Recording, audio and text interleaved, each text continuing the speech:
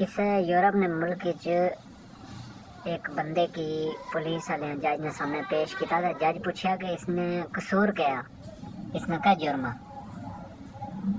ते पुलिस वाले आखिया कि असें इसकी टिकट जारी किया सा, उत्थे टिकट आने असें इत्थे चलान आने। टिकट जारी किया सा ते इस बंदे को टिकट पे नहीं किया, वो एक्सपायर होया। दोबारा इसने वो चलान जड़ा वो डबल होते आया, फिर इसने पे किया। मतलब 2-3 बारी ये मरहला जड़ा यो इसने टिकट रिपीट होया तो इस पे नहीं किया। तो हूँ अस इसकी पगड़ी तो आंदा तो उस बंदे को पूछने कि तू टिकट पे किया नहीं किया। उस है जी मैं एक उस्ताद हाँ, मैं किसी स्कूल ना आया या यूनिवर्सिटी ना आया या कॉलेज ना आया कि मैं टीचर हाँ। तो माड़े को टाइम कोई नहीं सा कि मैं ये टिकट पे करा, माड़े को इतना टाइम नहीं सा। तो जज खड़ा ही गया अपनी सीट पर, तो उस उस्ताद की माजरत की थी। उसकी जरा उस्ताद की चलान होया था वो अपनी जेबा विचों पैसे उस पे किते उस टीचर ने जगह।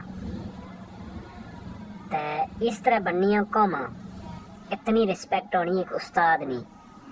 और पाकिस्तान ही जैसा तखने पे हैं कि टीचरों की जलील करने पे और उन्होंने पर दहशतगर्दी ने पर्चे देने पे उन्होंने चाई खड़े ने और बड़े बुरे हालात है।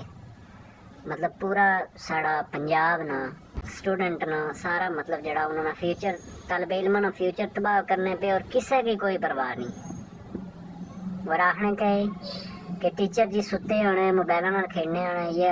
अच्छा अगर मोबाइल ना खेलने तो तुसा जिस स्कूल ना रिजल्ट माड़ा उन्हें टीचरों को बाज गश्त किए ने करने, उन्होंने को किए ने पुछने।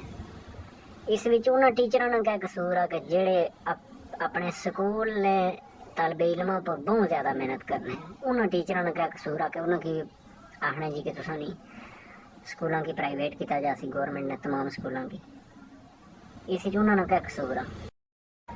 और मौजूदा हालात ये है कि पंजाब ने तमाम सरकारी स्कूल गैर महीना मुद्दत असने बंद है जब तक टीचरों ने मुतालबात नहीं मनने गए।